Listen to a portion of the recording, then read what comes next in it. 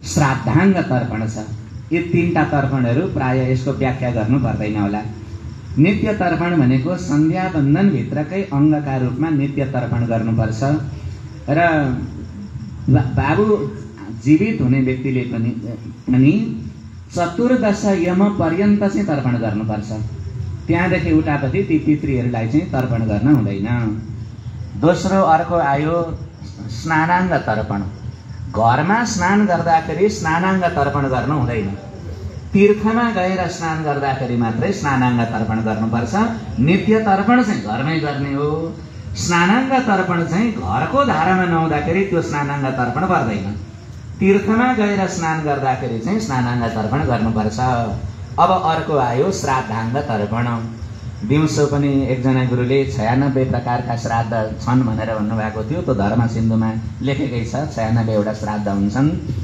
त्यसमध्ये कुन कुन श्राद्धमा कहिले तर्पण गर्नु भन्ने पनि हाम्रा शास्त्रमा व्यवस्था छ। श्राद्धाङ्ग तर्पण एउटा तीर्थ श्राद्धमा र अर्को दर्श श्राद्धमा।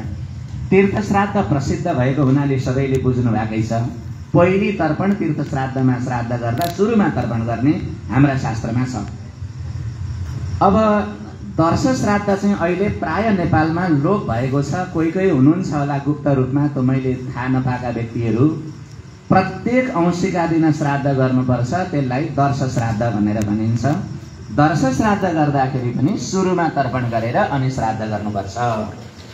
त्यसदेखि बाहेक अरू श्राद्धाङ्ग तर्पण गर्दाखेरि अब धर्म सिन्धु निर्णय सिन्धुमा हेर्दाखेरि त्यस दिन सुरुमा तर्पण गर्ने पनि वचन छैन, अन्तिममा तर्पण गर्ने पनि वचन छैन है। कहिले गर्ने छ त भन्दा भोलिपल्ट अपरदिने भन्ने वचन छ त्यहाँ। अहिले पल्टाएर हेर्दा भइहाल्छ। धर्म सिन्धु निर्णय सिन्धु यी छन्, यहाँहरूले आफै पनि हेर्नु होला। भोलिपल्ट तर्पण गर्नुपर्छ भन्ने वचन मात्रै देखिन्छन्। धर्म सिन्धु निर्णय सिन्धुकारहरूले त्यो संग्रह ग्रन्थ हो, त्यो त निबन्ध ग्रन्थ हो, भोलिपल्ट तर्पण दिने कुरा लेखेका छन्। अनि त्यो चाहिँ कहाँ छ त भन्दाखेरि सबैले वेदका विभिन्न शाखा ध्यायहरू मध्ये फलानाले यस दिन गर्ने, फलानाले यस दिन गर्ने भनेर पुरुषार्थ चिन्तामणि नाम गरेको ग्रन्थमा कातिया नाम तु तद्दिने एव भन्ने वचन छ। पुरुषार्थ चिन्तामणिमा है, त्यो चाहिँ यहाँ अनुपलब्ध छ कि भनेर मैले त्यो चाहिँ झोलामा बोकेर ल्याएको छु। अहिले एकछिनपछि पल्टाएर यहाँहरूलाई देखाउँला। मैले गुरुसँग पढेको पनि त्यही हो स्रोत। अब हामी त कातीय अनुयायीहरू हौँ भनेको कात्यायनको वचन अनुसारको श्राद्ध गरेका हुन्। हामीले श्राद्ध अराउने हाम्रो वेद शाखाका ऋषि भनेको कात्यायन ऋषि हुन् र कात्यायनको श्राद्ध कल्प सूत्रलाई आधार मानेर हामीले श्राद्धका सबै कर्महरू गर्छौँ। अनि उनले चाहिँ यिनै शुक्ल यजुर्वेदीय माध्यन्दिनीय शाखा ध्यायी जो हामी हौँ, हाम्रा लागि चाहिँ त्यस दिन गर्नु र श्राद्ध सकिसकेपछि तर्पण गर्नु भनेर उल्लेख गरिएको हुनाले, यद्यपि हाम्रा सारा समाजमा सुरुमा तर्पण गर्ने नै चलन छ। त्यो त मैले संसारमा देखेको छु। म पनि त यही समाजभित्रको मान्छे हुँ। त्यसलाई चाहिँ एकदम बर्बादै हो इत्यादि भन्ने पनि मेरो आशय होइन। तर पढ्दै जाँदाखेरि भेटिएको कुरा चाहिँ यहाँहरूसँग व्यक्त गर्न खोजेको हुँ। र मलाई मेरा त मातापिता हुनुहुन्छ, श्राद्धाधिकारी म होइन। र मैले अहिलेसम्म पढेको चाहिँ अनुसार चाहिँ मैले श्राद्धको अधिकार प्राप्त भइसकेपछि म चाहिँ पछाडि श्राद्धाङ्ग तर्पण गर्छु पिण्ड दिइसकेपछि भन्ने मेरो आफ्नो चाहिँ अवधारणा पनि हो। र त्यो पछि गर्नु भनेर दर्श श्राद्ध र तीर्थ श्राद्धदेखि बाहेक अरूमा श्राद्धाङ्ग तर्पण पिण्ड पछाडि गर्नु, तीर्थ श्राद्धमा र दर्श श्राद्धमा चाहिँ पहिले गर्नु भनेर लेखेको छ। अब मेरो अलिकति विश्लेषण है, यो भयो शास्त्रको कुरा। अब यो बिग्रियो किन त के हाम्रा पूर्वजहरू बेकुफ थिए, नजान्ने थिए? त्यसो होइन। हामी भन्दा धेरै जान्नेहरू हाम्रा पूर्वजहरू थिए। अहिले जस्तो किताब छाप्ने प्रेसहरू थिएनन्। सबै हाम्रा ग्रन्थहरू लिपिबद्ध भएका, हाम्रै बुवा हजुरबाहरूले पुराना लेखेका पाण्डुलिपिहरू हामी मध्येकै कतिपयका घरमा पहाडतिर थिए होलान्। बसै आउने क्रममा चाहिँ कसैले ल्याउनु भयो होला, कसैले ल्याउनु भएन होला। अनि त्यतिखेर के गर्थे त हाम्रा पूर्वजहरू भन्दा श्राद्धको किताब एकोदिष्टको बेग्लै, महालयको बेग्लै, दर्शको बेग्लै, तीर्थको बेग्लै लेख्दैनथे। उनीहरू श्राद्धका सम्पूर्ण कर्महरू एउटै किताबमा लेखेको हुन्थे। श्राद्धाङ्ग तर्पण भनेर एउटा शीर्षकमा लेखे, सबै तर्पणको कुरो लेखे। दीप पूजन विधि अर्का ठाउँमा लेखे। अनि विश्वदेव ब्राह्मण पूजन विधि, पितृ ब्राह्मण पूजन विधि, हस्तार्घ विधि, पादार्घ विधि, अनि अग्नौकरण विधि, आवाहन विधि, अन्नदान विधि, गर्दै गर्दै पिण्डदान विधि सबै लेखे। हाम्रा पूर्वजहरू के पढ्थे भने सबै त नपढेर कुन श्राद्धमा के कर्म गर्नुपर्छ मात्रै पढेका हुन्थे। जस्तै एकोदिष्ट श्राद्ध गर्दाखेरि आवाहन गर्न हुँदैन, अनि अग्नौकरण गर्न हुँदैन। त्यो कुरो त हाम्रा पुर्खाले बुझेका थिए नि त। त्यही किताब लगो अनि एउटा पन्नामा अग्नौकरण छ, यो त एकोदिष्ट हो, पढ्नु पर्दैन भन्थे, पन्ना पल्टाउँथे, अर्को प्रकरण पढ्थे। अब आवाहन गर्ने जस्तो महालयमा चाहिँ आवाहन गर्नुपर्छ, विश्वदेवलाई जौले आवाहन गरिन्छ, पितृ ब्राह्मणलाई तिलले आवाहन गर्नु छ, एकोदिष्ट रहेछ भने त्यो प्रकरण ठ्याक्कै छोडिदिन्थे। यसो गर्दाखेरि एकोदिष्ट श्राद्ध र महालय श्राद्ध त वर्षमा एकपल्ट नै आउँछ। बाबुको एकपल्ट तिथि आउँछ। महालय श्राद्ध पनि सक्रिन महालय श्राद्ध गर्थे, एक दिन मात्रै, 16 दिन नगरेर त्यसलाई सक्रिन महालय श्राद्ध, सक्रिन महालय एकोदिष्ट श्राद्ध, महालयिक एकोदिष्ट श्राद्ध भनेर गर्दथे। त्यसो गर्दाखेरि सधैँभरि गर्ने श्राद्ध चाहिँ दर्श श्राद्ध थियो, किनकि महिनै पछि औँसी पछि श्राद्ध गर्नु पर्यो। अनि दर्श श्राद्धमा सुरुमा तर्पण गर्नुपर्छ लेखेको छ। अनि बाउ पनि जान्ने थिए, पुरोहित पनि जान्ने थिए। पुरोहितले आएर है लु अब दर्श श्राद्ध गर्न आए नि, लु लु लु छिटो छिटो यहाँ तर्पण गर्न बसिहाल्यो भने सुरुमा तर्पण गराए, त्यसपछि श्राद्ध गराए। अब फेरि अर्को महिनामा फेरि पुरोहित आए। अब त्यो छोरा नातिले के देख्यो भने पुरोहित आउने बित्तिकै पहिले तर्पण गराउँदैछन् है हाम्रा बाउलाई, किनकि त्यो जजमान पनि जान्ने थिए, पुरोहित पनि जान्ने थिए। अब ती पुरोहित पनि बिते, ती बाउ पनि बिते, जान्ने दुइटै मरे है। अब पुरोहितको छोरो अब काम चलाउ भयो, किनकि बाउले जतिको पढेन, बाउकै किताब लिएर आयो। अब त्यो जजमान पनि छोरो चाहिँ बस्ने हो। बाउ मरेपछि के गर्यो त भन्दा है पुरोहित, मेरा बाउ त सुरुमै तर्पण गर्थे, तर्पण पढ भनिदियो होला छोराले। होला त नि उसका बाबुको सल्लाह, मेरा बाबुले त्यस्तै पढिदिन्थ्यो कि सुरुमा तर्पण गराइदियो। एउटा घरमा तर्पण गरेको देखेपछि हुने खाने मान्छेले गरेको कुरा चाहिँ अरूले पनि त्यही अनुसरण गर्छन्। यो समाजको अहिलेको पनि त्यस्तै हो। त्यत्रा हाम्रा ठुला घरका माइला बाउले सुरुमा तर्पण गरे भन्नु, अब तल्लो साना घरकाले, किनकि ठुला घरले गरे जस्तो त गर्नुपर्छ, त्यो त आदर्श मानिन्छ। यसो गर्दै गर्दै हाम्रा समाजमा सुरुमा तर्पण गर्ने कुरा रूढ भनेर आयो। त्यसैले अब आजैदेखि यसलाई हटाउँ इत्यादि भनेर गुरुहरूलाई मेरो अनुरोध के भने जजमानलाई गएर पुरै प्रतिबन्ध लगाउने काम पनि गरिहाल्न हुँदैन। त्यसो भए श्राद्धै गर्दिन भन्नाले हाम्रो कर्म लोप हुन्छ। पहिले हामीले चाहिँ के बुझाउनु पर्छ भने वास्तवमा गर्नुपर्ने चाहिँ श्राद्धाङ्ग तर्पण पछि रहेछ। हामीले पनि बुझ्यौँ, पहिले बुझिएको थिएन। अब तपाईँ के गर्ने भन्दा आज नगर्ने भन्दा भोलि नगर्ने भन्दा, अनि जान्ने मान्छेहरूले 2-4 जनाले गर्न थाल्यो भने ओहो पछि नै गर्नुपर्ने रहेछ भन्दै बिस्तारै संस्कार बन्नका लागि त 1-2 पुस्ता 4-5 पुस्ता जान पनि सक्छ, जाओस्। तर शास्त्रको कुरा यो रहेछ भन्ने कुराको जानकारी चाहिँ कम्तीमा तपाईँहरूका हाम्रा कानमा चाहिँ गर्नुपर्छ। त्यसैले अब निष्कर्ष चाहिँ के हो त भने दर्श श्राद्ध र तीर्थ श्राद्धमा सुरुमा तर्पण गर्ने, त्यहाँदेखि बाहेक एकोदिष्ट श्राद्ध, महालय श्राद्ध आदिमा अनि एक पार्वण आदि सबै त्यस्तै भइहाले। तिनीहरूमा श्राद्धाङ्ग तर्पण पिण्ड दिइसकेपछि पछि गर्ने शास्त्रको कुरा चाहिँ यो छ। दोस्रो के पो सोध्नु भएको थियो बिर्सिङ? श्राद्धका दिन त्यो चाहिँ चिया चाहिँ के हो भने हामीहरू अम्बली बन्यौँ होइन। जाने बित्तिकै जजमानले हो गुरु आउनुभएछ लु चिया खाउँ भन्छन्। यद्यपि लु मलाई नै पनि कसैले दियो भने मैले पनि खाउँला, खाएँ पनि होला कतिपय ठाउँमा। त्यो मेरो व्यक्तिगत वैयक्तिक कमजोरी हो। यजमानकामा जाने बित्तिकै पुरोहितले खान हुँदैन। कतिखेरदेखि त्यो प्रारम्भ हुन्छ भने अघिल्ला दिन बिहान त्यो कर्ताले, पहिले कर्ताबाटै सुरु गरौँ है। बिहान उठेर उसले नुहाउने नित्य कर्म आफ्ना जे गर्नुपर्ने त्यो गरेर मध्याह्न कालमा उसले मुण्डन गरिसकेपछि उसको एक भक्ति सुरु हुन्छ। अनि त्यस दिन गरे पनि हुन्छ, भोलिपल्ट ब्राह्मण निमन्त्रणा गरे पनि हुन्छ।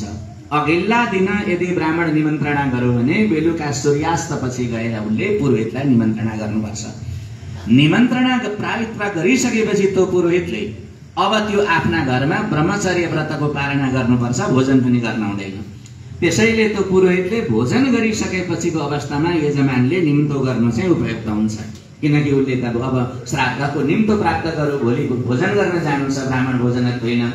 अनि अघिल्लै दिन ब्रह्मचर्यको व्रतको पालना गर्नुपर्छ। भोलिपल्ट त्यो कर्ताले बिहान उठेर स्नान गरेर नित्य कर्म सबै गर्नुपर्छ। पाञ्चयन देवताको पूजा गर्ने गरेको नित्य छ भनेदेखि शङ्ख घण्ट नबजाइकन पाञ्चयन देवताको पूजा पनि श्राद्धका दिन बिहान त्यो नित्य कर्म छोड्नु हुँदैन। दिनमानलाई 5 भाग लगाउनुपर्छ। एकोदिष्टको पहिले कुरा गरौँ है, महालय त्यसैभित्रबाट पनि बुझिन्छ। 5 भाग लगाउनुपर्छ त्यस दिनको दिनमानलाई। पहिलो भागलाई प्रातःकाल भनिन्छ, प्रातःकालमा उसले नित्य कर्म गरोस् सको।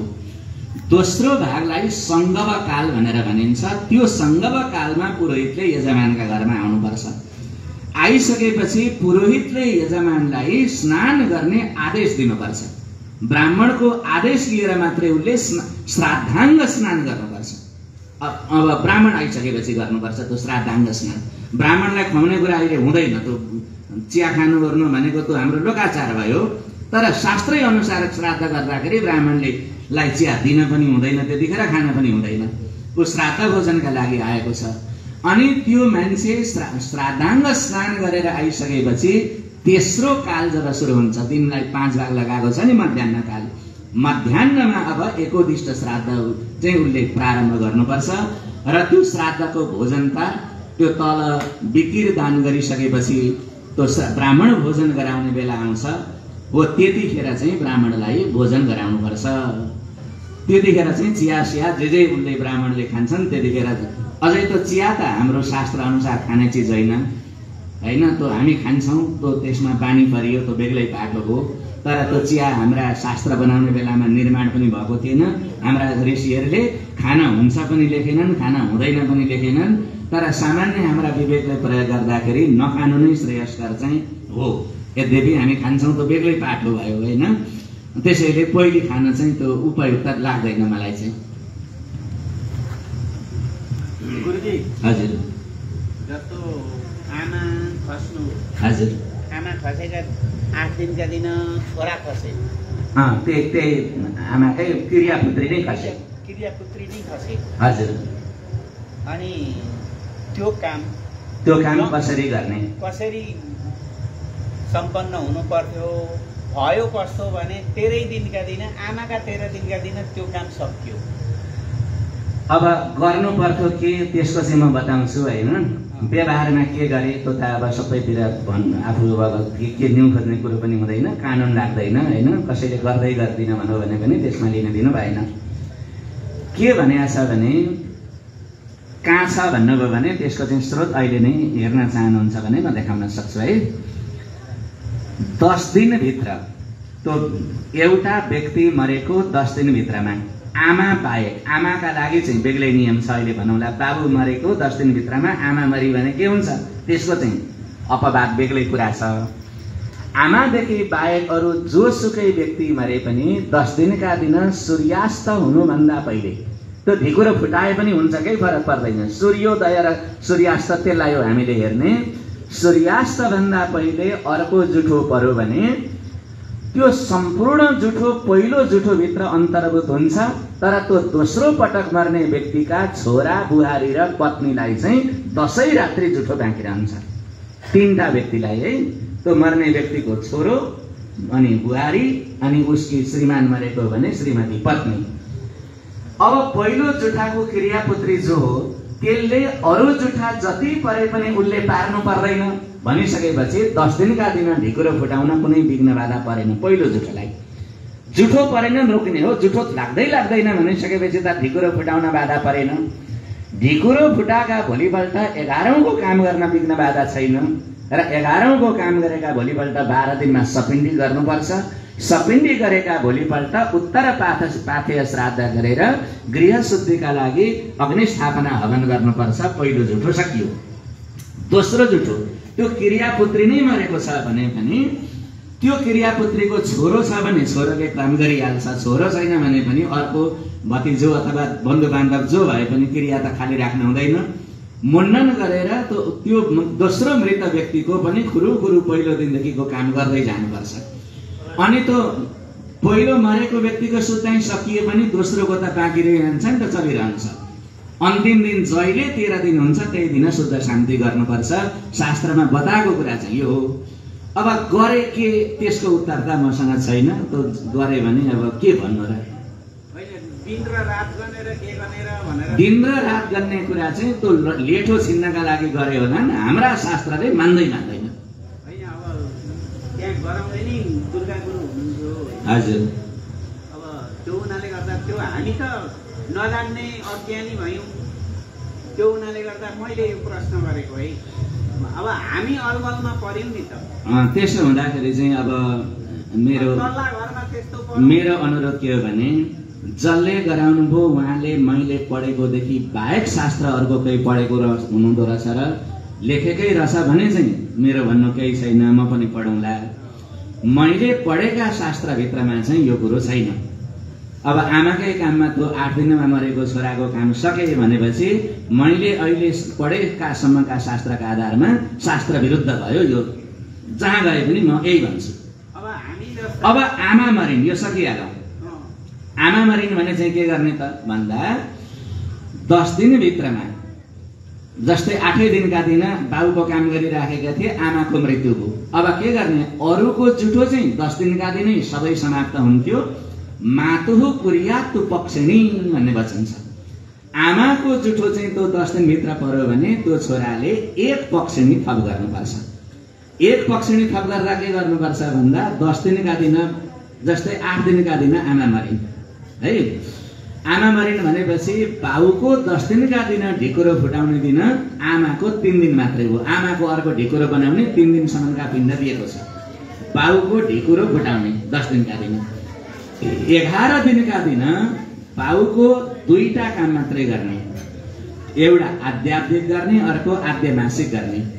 आध्यात्मिक र आद्यमासिकदेखि बाहेक अब त्यहाँ वृष सर्गको त अहिले चलन हटिगालो, त्यसलाई चर्चै नगर्दा पनि भयो। अब त्यहाँ घट श्राद्ध हुन्छ, उनादि पञ्चदश मासिक श्राद्ध हुन्छ।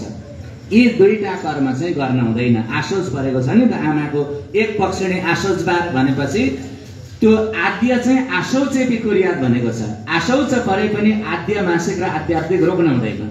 त्यो 2टा गरेपछि यता बाबुको कामहरू बाँकी राख्ने। अब आमाको त्यो 1 पक्षिणी भित्रमा 10 वटा पिण्ड उसले पुर्याउनु पर्छ। जस्तै 10 दिनका दिन त 3 वटा पिण्ड दिएको थियो। अब त्यो 1 पक्षिणी पुर्याउनु भने 1 पक्षिणीको समय त सबै थाहा छ नि गुरुहरूलाई, यसको बारेमा भन्नुपर्छ। ल पक्षिणी सजिलो गरी बुझ्नु है त। ल ठिक छ, उहाँलाई पनि त्यही भनेको थिएँ मैले। अरू विद्यार्थीहरूलाई पनि मैले पक्षिणी बुझाउँदाखेरि चराको उपमा दिने गरेको छु। पक्षी भनेको चरो, सबैलाई थाहा छ। पक्षिणी भनेको चरी, सम्झिनुहोस्। जतिखेर जुठो पर्यो पखेटामा जुठो पर्छ। यो कुरो पनि एकदम दिमागमा नबिर्सिने गरी, चराको शरीरमा जुठो पर्दैन, पखेटामा जुठो पर्छ भन्ने सम्झिनु। अहिले जुठो पर्यो है, अहिले अब बेलुकाको कति बज्यो, 8:45 बज्यो, जुठो पर्यो भनेपछि अहिले यो कालो छ नि त, राति कालो, कालो पखेटामा जुठो पर्यो। अब सम्झ्यौ। अब कालो पखेटो एउटा भएपछि अर्को कालो पखेटो अर्को पनि त चाहियो नि। त्यो कालो पखेटो कहिले आउँछ त भन्दा भोलि बेलुका आउँछ कालो पखेटो। चरो चाहिँ भोलि दिउँसोको चाहिँ चरो रहेछ, सेतो वर्णको चरो रहेछ भनेपछि 1 पक्षिणी कति भयो त भन्दा अहिलेको राति एउटा पखेटो, भोलिको दिउँसोलाई सेतो चरो, भोलिको रात्रिलाई दोस्रो पखेटो। 2टै पखेटा र बीचमा चरो पारेको समय जे हो त्यसलाई पक्षिणी भनिन्छ। अब भोलि बिहान सूर्योदय भएपछि जुठो पर्यो। अब कुन पखेटामा जुठो पर्यो भन्नु त? सेता पखेटामा जुठो पर्यो। पखेटा भन्दा विरुद्ध रङको चरो हुन्छ है। भोलि बिहान भनेपछि भोलि दिनभरि सेतो पखेटो भयो, जुठै भयो। राति कालो आयो नि, त्यो कालो चरो भयो। अब अर्को पखेटो के बित्नु पर्यो? पर्सिको सूर्यास्तसम्म चाहिँ सेतो पखेटो छ। भोलि बिहान जुठो पर्यो भनेदेखि पर्सि बेलुका जुठो सक्यो 1 पक्षिणी। मातो कुर्यात्तु पक्षिणी भनेको हुनाले 10 रात्रि बितिसकेपछि आमाको पक्षिणी सुरु भयो। पक्षिणी भनेपछि सेतो पखेटामा आमाको जुठो सुरु भयो है। बाउको 11 दिन र 12 दिन हुँदाखेरि आमाको जुठो छ। अब त्यो आमाको जुठाभित्रमा 3वटा पिण्ड त दिइसकेका थिए अनि बाउको 11 दिन हुँदाखेरि एउटा पिण्ड दियो, 4वटा दियो आमालाई। अब बाँकी रहे 6वटा पिण्ड। बाबुको 12 दिन हुँदाखेरि खुरुखुरु 6वटा पिण्ड दिने, यो प्रश्न भयो। अब त्यसपछि बाबुको पिण्ड दिइसकेपछि आमाको 10वटा पिण्ड सकिए। अब 10वटा पिण्ड दिएका भोलिपल्ट 11औँको काम गर्नुपर्छ। जुठाले छेकेन भने अब अर्को जुठो इत्यादि पर्यो भने त बेग्लै पाटो, फेरि छलफलको विषय भयो। अब केही विघ्न परेको छैन, बाउको त्यो घट श्राद्ध र उनादि श्राद्ध बाँकी छन्, आमाको त सबै थोक बाँकी छ। कर्ता अब त्यही छोराले गर्नुपर्छ। सुरुमा बाबुको कर्म सबै सिद्ध्याउने अनि त्यसपछि आमाको कर्म सबै सिद्ध्याउने। 11 दिनको काम सिद्धियो। त्यसका भोलिपल्ट पहिले बाबुको सपिण्डी गर्ने, त्यसपछि फेरि आमाको सपिण्डी गर्ने, अलग वेदी तयार पारेर। 12औँको काम पनि त्यस दिन भयो। अनि त्यसका भोलिपल्ट अग्नि स्थापना चाहिँ अलग अलग गर्नु पर्दैन।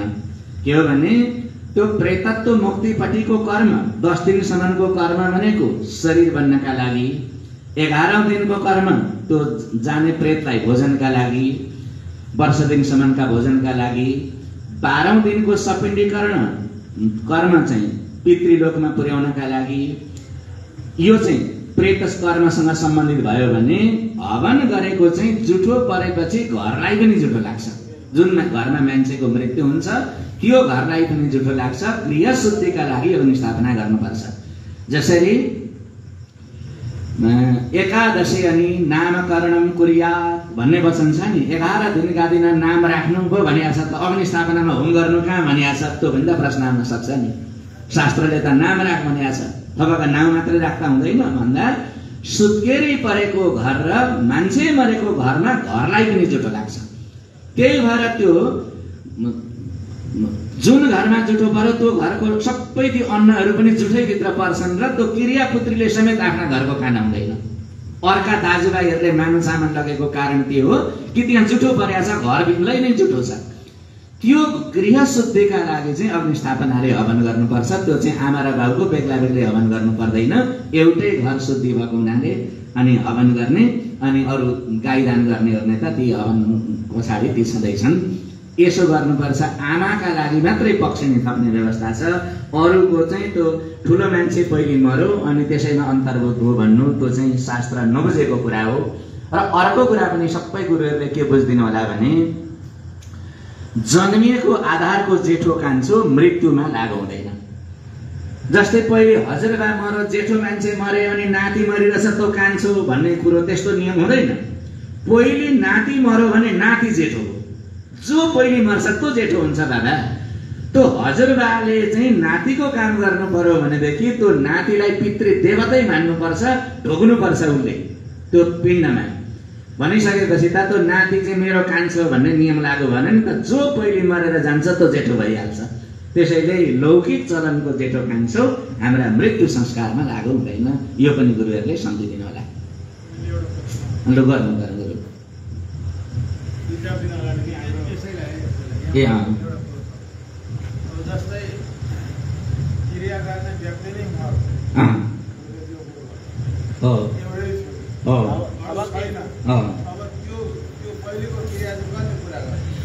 अब यो एकदम महत्त्वपूर्ण कुरा। यो घट्न सक्छ है। हेर्नुहोस्, अहिले पहिले पो धेरै भाइ हुन्थे र 5-6 भाइ हुन्थे। एउटा गयो अर्काले गरिहाल्थ्यो। अहिले त एउटा हुन्छ छोरो, बाउको क्रिया गर्दै थियो, छोरै मर्न सक्छ। अब यसमा विचारणीय के हो भने पहिलो दिनको कर्ता 10 दिनभित्रमा कर्ता बदल्न हुँदैन। पहिलो नियम यो बुझौँ है। 10वटा पिण्ड दिने। जस्तै जेठा छोराको अधिकार छ भनियो नि, यसरी बुझौँ। 3 भाइ छोरा रहेछन्। जेठो चाहिँ इन्डियातिर कतै परदेश थियो, बाउ मरे घरमा। अब अरू 2 भाइ त छन् नि त माइला र कान्छा, राख्ने कुरो त भएन। दाह संस्कार गरे, भोलिपल्ट ढिकुरो उठाउनु पर्छ, दाजुभाइ भेला हुन्छन्। अब त्यो जेठो कहिले 5 दिनमा आउँछ कि टिकट पाउँदैन कि काम त माइलाले अब सुरु गर्यो नि। माइलाले पिण्ड दिन थालेको 6 दिनका दिनमा जेठो आइपुग्यो। सबैतिर हामीले के सुनेका छौँ भने पिण्डदान गर्ने अधिकार त जेठा छोराको भन्ने सुनेका छौँ नि। अब त्यो जेठो छोरो आएर त्यहाँ मिसिन चाहिँ भयो, तर 10 दिनभित्रका पिण्डको कर्ता भन्न उसले हुँदैन, पाउँदैन, किनकि कर्ता बदल्न हुँदैन 10 दिनभित्रको चाहिँ। त्यो माइलाले पहिलो दिन दियो भने माइलैका हातबाट 10वटा पिण्ड 10 दिनसम्म दिनुपर्छ। 11 दिनदेखि मात्रै त्यो जेठाले अधिकार पाउँछ। अब होइन, जेठैले गर्न न्यु खोज्यो, भाइहरूले पनि तै गर भनेर दिए। के गर्नु त भन्दा त्यो माइलाले दिएको त्यो ढिकुरो पनि त्यतिकै छोडिदिनुपर्छ। त्यो अहिलेसम्म दिएका 6वटा पिण्ड पनि ती खोलै खोला गए। अब जेठो छोराले ढिकुरो उठाएर पहिलो दिनदेखिका पिण्ड दिँदै जानुपर्छ। कर्ता बदलिएपछि यो बुझेपछि अब के सजिलो भयो यहाँलाई भने क्रियापुत्री मरो। काम गर्दै गरेको जतिसुकै दिनमा मरोस् है, 9 दिनका दिन मरो भने पनि 9वटा पिण्ड दिएको थियो नि। अब त मान्छे क्रियापुत्री त अर्को न कोही दाजुभाइ एउटा भतिजाहरू अथवा जहाँबाट भए पनि त मान्छेले ल्याउँछ नि। समाज त अहिले कहाँ मरेको छैन नि त। त्यो व्यक्तिले आएर ढिकुरो फुटाएर अब 10 दिन चाहिँ बार्नु परेन, 9 दिन त भइसकेको छ। पहिलो दिनदेखिका नयाँ ढिकुरोमा 9वटा पिण्ड दिनुपर्छ त्यसले। अनि त्यस पछाडि भोलिपल्ट त एउटा दिन छ, त्यो ढिकुरो फुट्छ भोलिपल्ट।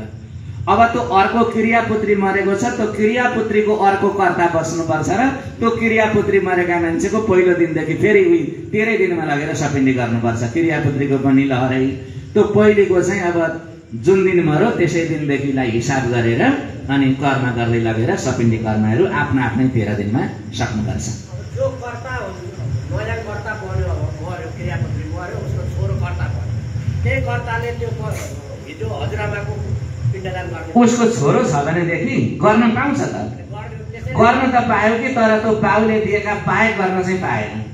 बाउले त 9वटा पिण्ड त दिइसकेका थियो नि त। 9वटा पिण्डदान सुरु भयो नि अर्को। त्यही त, त्यो नातिले चाहिँ नि अब पहिले आफ्ना बाउको पिण्ड दिनुपर्छ, किनभने आफ्ना बाबुको र अरू कसैको पनि एकै दिन श्राद्ध गर्नुपर्ने परिस्थिति पर्यो र अर्को कर्ता छैन भनेदेखि बाबुको नगरिकन अरूको गर्ने चाहिँ अधिकार छैन। पहिले बाउलाई नै दिनुपर्छ। ती महागुरुलाई चाहिँ पहिलो प्राथमिकता दिनुपर्छ। अनि त्यो बाउलाई पिण्ड पहिले आफ्नो बाउको ढिकुरो उठाएर पिण्ड दियो। अनि ती आफ्नो बाउले दिइराखेका हजुरआमा भए पनि हजुरबा भए पनि जसको त्यो विघ्न पर्यो, अर्को नयाँ ढिकुरो बनाएर खुरु अब ती कति दिन भएको छ त्यो मरेको त्यतिवटा पिण्ड दिने त्यस दिन। अनि भोलिपल्टदेखि त एउटा त्यो 10 दिन पुर्याउन्जेली त्यो एउटै कर्ताले गर्न त मिलो।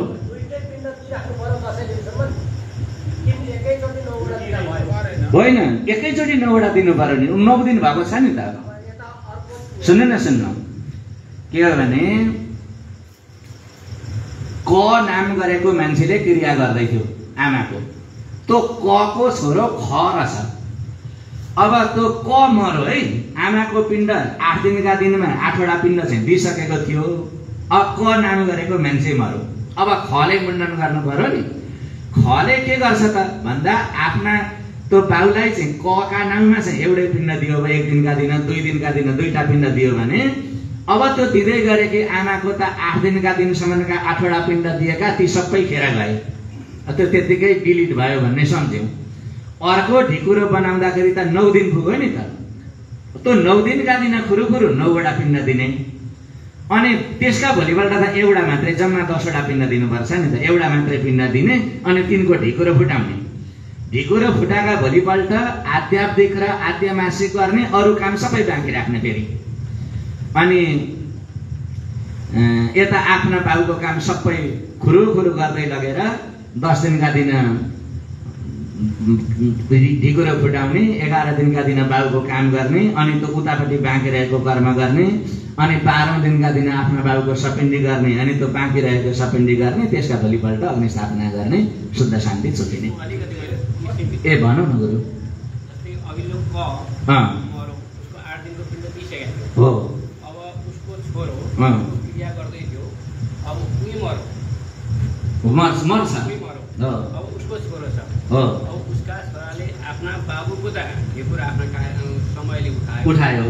अब त्यो हजुरआमा अथवा हजुरबाको पनि उसले त गर्नु पर्यो भने त्यसले उता 8वटा अथवा 9वटा पिण्ड दिइसकेको थियो भने उसको ढिकुरो चाहिँ अन्तिममा उठाउनु कि पहिलेदेखि उठाएर एकैचोटि पिण्ड दिनु होइन नि त्यो 10 दिनभित्र त ढिकुरो त नयाँ बनाउनु पर्यो अर्को बनाउनु पर्यो तर ढिकुरो बनाउँदाखेरि जस्तै बाबुको ढिकुरो त उसले आफ्नो समयले बनाइदिइहाल्छ हो जस्तै हजुरआमाको ढिकुरो अथवा हजुरबाको ढिकुरो त त्यो दोस्रो व्यक्तिले गरेको पनि खोला गयो नि कर्ता बदलियो नि त कर्ता बदल्ने बित्तिकै पहिलो दिनदेखिका पिण्ड दिइहाल्नुपर्छ अर्को मान्छेले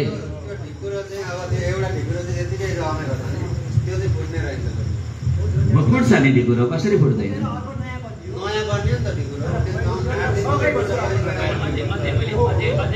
मेरो कुरा अझै पनि क्लियर भएन जस्तै बाबुको जस्तै बाबुको छोराले गर्दै थियो जस्तै देवदत्तको क्रिया यज्ञदत्तले गर्दै थियो यज्ञदत्त मर्यो गर्दा गर्दै क्रिया पुत्री नै मर्यो ठिक जस्तो रामदत्त छ अब रामदत्तले यज्ञदत्तको ढिकुरो त आफ्नो बाबुको त उताबाट आएर दाह संस्कार गरेर अभिषेक भएर उठाउने नि हो अब जस्तै यज्ञदत्त छ नि उसको त्यसको ढिकुरो चाहिँ कुन दिन उठाउनु केही दिन उठाउनु पर्यो अनि त्यही दिन उठाएपछि अब पहिलेका 8वटा पिण्ड दिइसकेको थियो पिण्ड गन्ती सक्यो त्यस दिन उठाएर पहिलो दिन दोस्रो दिन गर्दै जति दिनका दिन त्यस दिन भएको छ के भयो भने 8वटा पिण्ड भइसके 8वटा पिण्ड भएको कामै लागेन नि गुरु अब कामै लागेन त गुरु अब उसले दिनु पर्यो अरू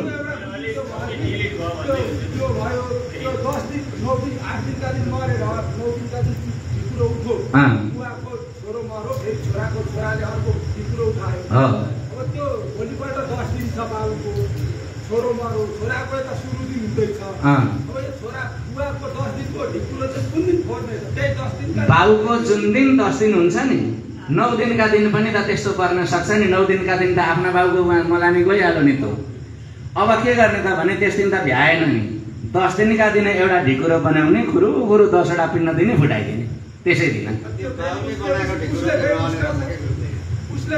बाबुले बनाएको तर त्यसमा त दिनै हुँदैन नि नयाँ ढिकुरो बनाउनु पर्छ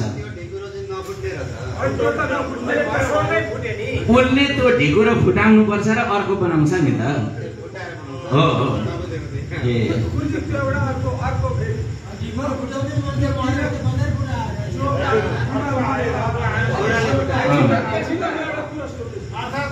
सजिलो कुरो सम्झिँदाखेरि हामीले यसरी पनि सम्झिँदैछौँ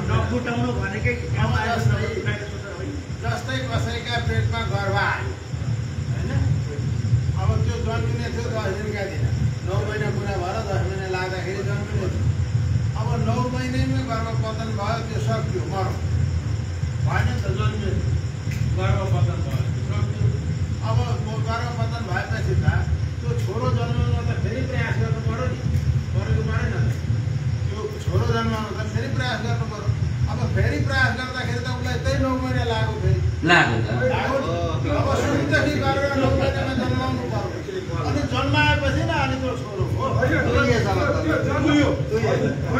जन्माउने प्रक्रिया एउटा हो कि दाजु अर्को प्रक्रिया चाहिँ के भने एउटै कर्ता हुँदाखेरि उसको बाबुको चाहिँ तेस्रो अघिल्ला दिन मर्यो तेस्रो दिन हुँदैछ उसका हजुरबाको चाहिँ 10 दिन पुग्दैछ यो ढिकुरो फुटाउने यो तेस्रो दिन हुनेलाई अधिकार छ कि छैन त एउटै कर्तालाई भन्ने कुरो हो के अधिकार छ कि छैन अलग्गै नयाँ ढिकुरो पार्नुपर्छ अलग्गै नयाँ ढिकुरो भए पनि एउटै कर्ता छ भने बाबुको ढिकुरो र बुवाको ढिकुरोमा पनि पिण्ड दिँदैछ अब यता बाबुको ढिकुरो फुटाएर अरू कर्म गर्न पाउँछ कि पाउँदैन एउटै कर्ताले चाहिँ हजुरबाबुको र त्यो पहिलेको ढिकुरो होइन त्यो त सक्यो कि उसले उठाएको 10 दिनको ढिकुरो उसले आफ्ना बाबुको त अब 10 दिन त पुर्याउनु पर्यो नि त परेन हजुरबाबुको 9 दिनका दिन उसले 10 दिनका दिन ढिकुरो उठायो पहिलो ढिकुरो त जहिले 10वटा पिण्ड दिन्छ त्यही दिन फुटाउनु पर्छ छ नि 10वटा पिण्ड दिएपछि त ढिकुरो त फुटाउने नै हो नि त्यही जसले पिण्ड दियो त्यसैले फुटाउने हो 10 महिना पुरा भएछ 9 महिना पुरा भएछ त्यो एउटा कुरो मेरो अर्को जिज्ञासा छ 9 दिनका दिन पिण्ड दिइसक्यो कर्ता जो छ क्रियापुत्री त्यो बेलुका मर्यो भोलिपल्ट 10 दिन छ अब त्यो क्रियापुत्रीको उसका छोराले त्यसलाई त दाह संस्कार गर्न लानु पर्यो 10 दिन त्यो ढिकुराको चाहिँ के हुन्छ ढिकुराको दाह संस्कार गरेर आएर भए पनि त्यो ढिकुरा बनाएर त्यो 10 दिन काटेपछि त फेरि पहिलो दिनदेखि लानुपर्छ नि त। 10 दिनभित्रमा मात्रै जति दिन भएको छ गुरुगुरु त्यति एउटा पिण्ड दिन पाइयो। 11 दिनका दिन ढिकुरो उठाउनु भयो भनेदेखि त अब 10 दिन लानु पर्यो नि उता। आएर त्यो ढिकुरो उठाएर 10 वटा पिण्ड दिएर पिण्ड फुटाउनु पर्यो एकै दिन। होइन, के हो भनेदेखि त्यतिखेर चाहिँ त्यो आपद धर्म अनन्य गतिका न्याय लागू हुन्छ। अनन्य गतिका भनेको अर्को उपाय नै छैन, किनकि 10 दिन घटाउन हुँदैन, अर्को उपाय छैन भनेपछि अनन्य गतिका न्याय लगाएर त्यसै दिन गर्नुपर्छ।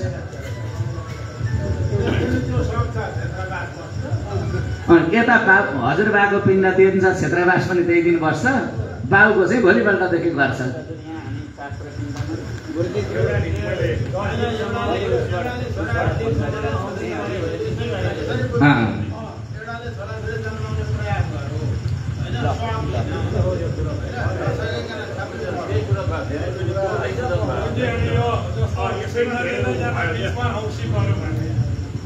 बीचमा औँसी पर्यो भने माता र पिताको चाहिँ औँसी परोस् कि सङ्क्रान्ति परोस् कि पूर्णिमा परोस् कि बाउ मरे भनेपछि त्यसै दिनदेखि जुठो सुरु हो। अब भोलिपल्टदेखि ढिकुरा उठाउने, औँसी परे पनि लगातार पिण्ड दिँदै जाने। आमा र बुवाको समस्या भएन।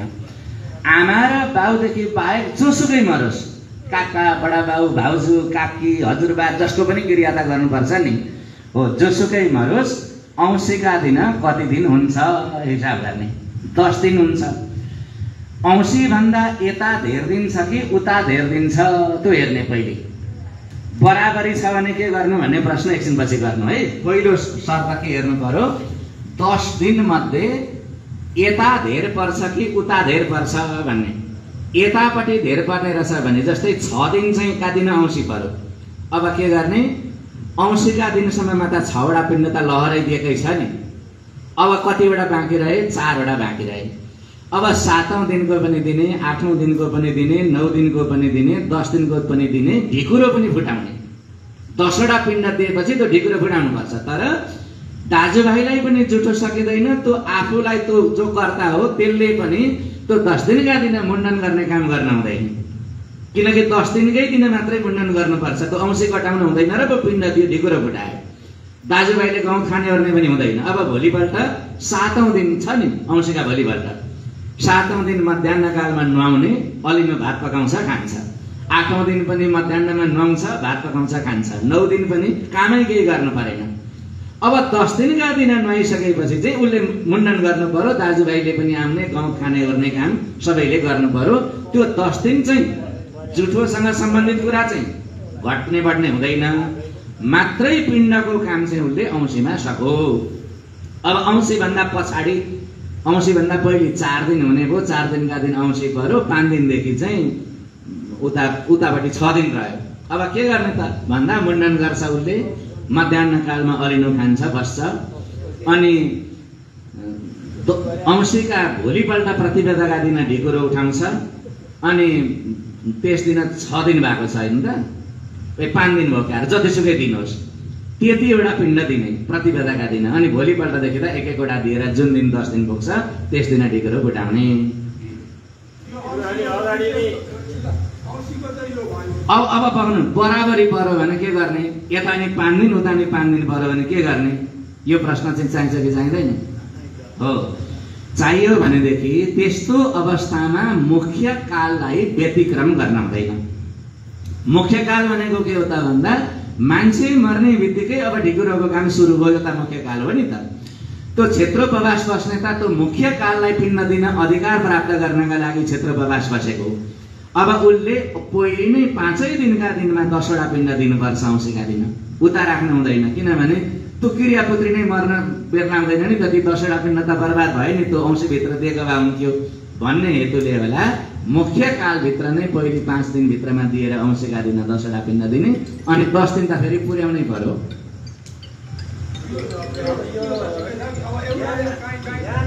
सामाजिक समस्या आउने रहेछ। अब जस्तै यो सामाजिक समस्या अँ। यसको सही पोइन्ट अथवा कहाँनिर यसको निश्चित प्रमाण के छ भन्ने कुरो प्रश्न आउँदाखेरि के जवाब दिन सक्छौँ हामी? प्रमाण चाहिँ मलाई सोधे भने चाहिँ नि कहाँ लेखेको छ भनेदेखि चाहिँ सबैभन्दा सजिलो र सबैतिर उपलब्ध हुने चाहिँ धर्म सिन्धुमा हेर्नु भनिदिन्छु। धर्म सिन्धुमा हजुरले हेर्नुभयो भनेदेखि यहीँ छ किताब, अहिले पल्टाउँदै जानुहोस्, यहाँ लेखेकै छ। धर्मसिन्धु कहाँ भन्दाखेरि हामीले कहाँ चाहिँ अब यो पल्टाएर हेर्नुपर्छ, मलाई त्यो त्यस्तो पेजहरू चाहिँ याद छैन, एकछिन टाइम लाग्छ। हाम्रो समाजमा अहिले घटेका घटनाहरू 2 महिना भयो भने मतलब मशान्तिका दिन या 28 गते मर्यो भने 2 मासको क्रिया गर्नु हुँदैन भन्ने धेरै गुरुहरूको मुखबाट सुनेको छ। यो चाहिँ के हो त? हो। त्यो छोडेर 2 दिन पछाडि गर्नु 2 मास क्रिया गर्न हुँदैन माता पिताको बाहेक भन्ने वचन चाहिँ गुरुहरूले पढ्नु भएछ।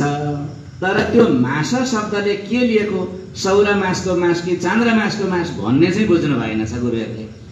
सौर मासको मासलाई आधार मानेर 2 मासे नपार्नु भनेको होइन। मासान्त चान्द्र मासले औँसीका दिन मास समाप्ति हुन्छ, त्यस कारणले औँसीलाई बीचमा पार्नका लागि चाहिँ निषेध गर्ने सन्दर्भमा 2 मास नपार्नु भनेको सौर माससँग त्यो सरकार लाग्दैन। अहिले कुरा हो। अलिकति प्रसङ्ग यही सम्बन्धी हो, तर अलिकति पृथक हुनसक्छ। जस्तै घरको बुबा आमा हजुरबा हजुरआमा हजुरआमा अस्ति मैले सोध्नु भएको थियो नातिले केस काट्नुपर्छ भने कसैले हुँदैन भने हाम्रै गुरुहरूले काट्नुपर्छ भन्नुभयो, एउटाले काटो, भोलि अर्को गुरुले हुँदैन भन्नुभयो, उहाँहरूबाट 2000 अब यो चाहिँ मैले भन्नुभन्दा पनि धर्म सिन्धुकार काशीनाथले भनेको कुरा भन्छु है। अहिले किनभने पल्टाएर हेराउन पनि सजिलो हुन्छ।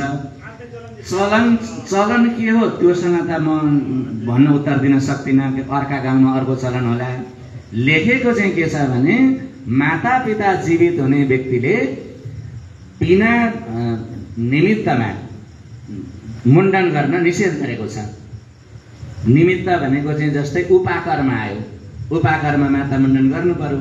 चूडाकर्म माता पिता जीवित हुनेकै व्रतबन्ध हुन्छ, त्यसलाई चाहिँ अनिवार्य त्यो मुण्डन नगरिकन त्यो कर्म गर्नै नहुने भएको हुनाले गर्दा त्यस्ता निमित्तमा चाहिँ काट्नुपर्छ। अरू कारणले गर्दा आसौ चान्तमा माता पिता जीवित हुनेले मुण्डन गर्न हुँदैन, नगर्नु भनेको छ। अझै तपाईँहरूलाई यहीँको कुरा हो, यही काशीनाथकै धर्म सिन्धुको कुरा हो। श्रीमती मरी, छोराहरू छैनन्, अरू कोही क्रिया गर्ने भएन, अरू छन् भने त अरूद्वारा गराउने, कोही छैनन् भने श्रीमानले श्रीमतीको क्रिया गर्नुपर्छ। यो त पर्छ नि समाजमा।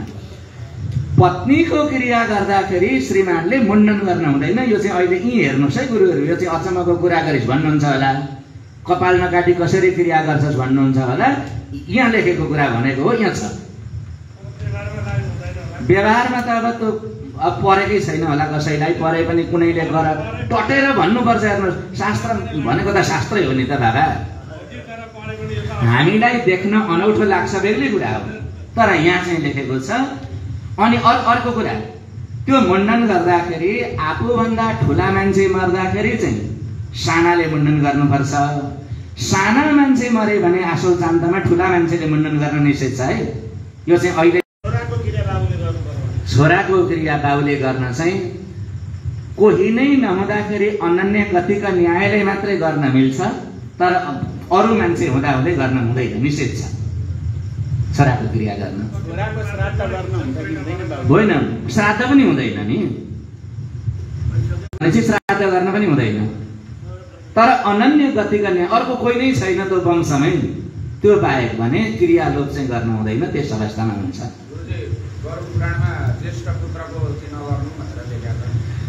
गरुड पुराणको चाहिँ के छ भने हाम्रा शाखा सूत्रहरूसँग मिल्ने कुरा छन् भने मान्नुपर्छ, नमिल्ने कुरा छन् भनेदेखि पुराणलाई श्रुति स्मृति सम्बद्ध चाहिँ मान्नुपर्छ। श्रुति स्मृतिसँग पुराणको विरोध भयो भनेदेखि यो श्रुति स्मृति नै प्रामाणिक हुन्छन्। त्यसले गर्दा ज्येष्ठा छोराको मात्रै भन्ने होइन, पुत्रकै नगर्नु भनेको छ अनन्य गतिको न्याय भनेको थियो। अरू कोही छन् भने, तर छैनन् भनेदेखि चाहिँ अन्तिममा त गर्नुपर्छ। अहिले समाजमा के हुँदो रहेछ भने जस्तो काका त छन् हो, एक ठाउँ अब काका अस्ट्रेलिया पुगेका छन्, कहाँ पुगेका छन्, त्यहाँ छैनन्। अब त्यो बाउलाई त्यो छोराको श्राद्ध आएका दिन नगरिकन उसलाई त्यो भित्र आत्मा रोइरहेको हो, त्यो त अनन्य गतिक हो नि त। अनि यसो छ, काका अस्ट्रेलियै परेन, यी पल्ला घरमा काका छ, म गर्दै गर्दिनँ भन्यो भने पनि अब अनन्य गतिक लागु भयो त्यहाँ। त्यो उसलाई नगरिदिए बापतको दोष दण्ड के मिल्छ त दैव जानु, त काकाले गर्नु पर्थ्यो नि त भतिजाको। अब उसले टेरेन भने उसलाई के दण्ड मिल्छ त दैवको कुराको। अब एक ठाउँ त्यस्तै परिरहेको छ, त्यो त गर्न मिल्छ। काकाले अब गर्नुहुन्न, अब कति बोलाउनु, अब बोलाउँदा पनि भारी बोकाए जस्तो भयो भनेर भन्नुहुन्छ। अब गराइरहेको छु के अब त्यसमा होइन, अर्को मान्छे छैनन् भने त गर्नुहुन्छ भनेकै छ त। अर्कोले म गर्छु भन्यो भने पत्ता जस्तै नि, जस्तै दाजुभाइहरूको यो बुझिराख्नु है, दाजुभाइहरू चाहिँ 3-4 जना दाजुभाइ थिए, एउटा मरो, त्यसका छोराछोरी थिएनन्। अब भाइहरूले क्रिया गर्नु पर्यो, माइलो पनि गर्न तयार छ, साइलो पनि सबै म गर्छु भन्दै आए। अब त शास्त्रले के भन्छ हेर्नु पर्यो नि। पहिलो अधिकार कान्छालाई हुन्छ है त्यस्तो अवस्थामा। कान्छाले अतिक्रमण म गर्छु भन्यो भने माइलाहरूले त्यहाँ हस्तक्षेप गर्न हुँदैन, कान्छाले नै गर्नुपर्छ। कान्छाले गरेन भने अनि त्यहाँदेखि मास्टरको साइलो माइलो जुन छ मास्टर बढ्दै आउँछ, त्यस्तो छ।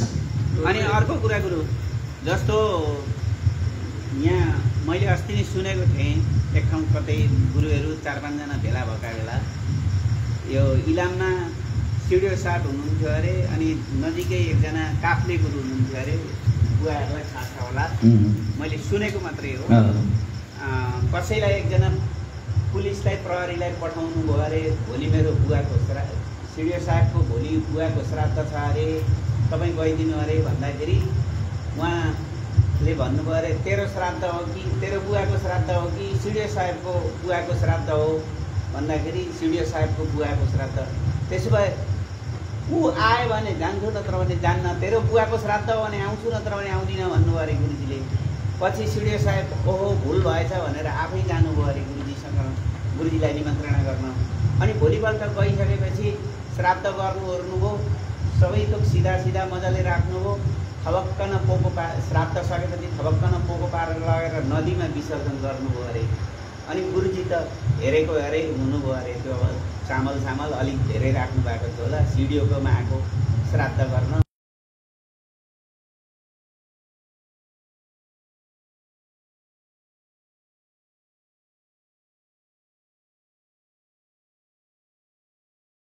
गरेर अनि लु गुरुजी भनेर एक बोरा चामल त्यस्तै उस्तै अलिक धेरै राखेर लु सङ्कल्प भन्नु अब भनेर ती काप्ले गुरुलाई सङ्कल्प गर्न लगाएर त्यसरी दान गर्नुभएको थियो अरे।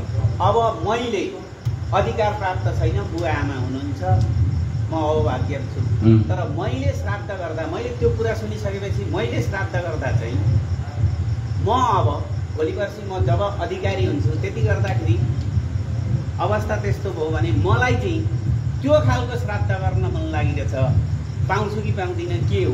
पाउनुहुन्छ, शास्त्र अनुसार चाहिँ ठिक हो। किन ठिक हो भन्नुहुन्छ भने त्यो ब्राह्मणकै हातमा नि सबै थोक जस्तै ब्राह्मण हस्तेषु दद्यात् भने हस्तार्घस्ते मया दीयते तभो प्रतिष्ठताम् भनेर त ब्राह्मणका हातमा दिनुपर्छ नि त। त्यो ब्राह्मणको पूजा गर्नुपर्छ। ती सबै कर्म हिजोदेखि ब्रह्मचर्य व्रतमा पालना गर्ने, भूमिमा शयन गर्ने आदि इत्यादि कुराले नियममा नपुगेको होला भनेर कुशपटुकको ब्राह्मण बनाएर त्यो ब्राह्मणको प्रतिनिधित्व गरेर त्यसको पूजा गरेको। अब त्यो सबै सामानहरू अन्नदान त सिधा आदि गरेको ब्राह्मणले भलै त हामी ब्राह्मणहरू हौँ, लोभले चाहिँ यो मलाई दियो भन्ने भाव आउँछ, बेग्लै कुरा हो। तर जजमानले त्यो कुसकै बटुकलाई दिएको हो, त्यो कुसकै बटुकको भाग हो। उसले लगेर त्यो गङ्गामा बगाइदियो, माछालाई खान दियो, गाईलाई खान दियो भनेदेखि त्यसमा चाहिँ शास्त्र विरुद्ध हो भन्न हुँदैन। त्यो चाहिँ त्यसले जे मन लाग्छ त्यो गर्न पाउँछ, किनकि कुशको भाग त्यो कुसैले लग्यो त, आफ्नो भाग त होइन नि त। तर त्यो ब्राह्मणलाई खुसी हुने गरी दक्षिणा दिनु, अन्नदान गर्नु चाहिँ जजमानको कर्तव्य हो। त्यसरी तिनले गरे भने मैले चाहिँ त्यसलाई चाहिँ प्रशंसा गर्छु, राम्रो गरे। किनकि त्यो सामान कुशलाई दिएको थियो, खोलामा बगाइदिए, माछा पनि तृप्ति भयो, ब्राह्मणलाई मजाले दक्षिणा पनि दिएछन्, एक बोरा चामल पनि दिएछन्। त्यो त झन् राम्रो हो। यसलाई त एकदम शास्त्र विरुद्ध भन्ने कुनै भएन नि। हजुर भन्नु त।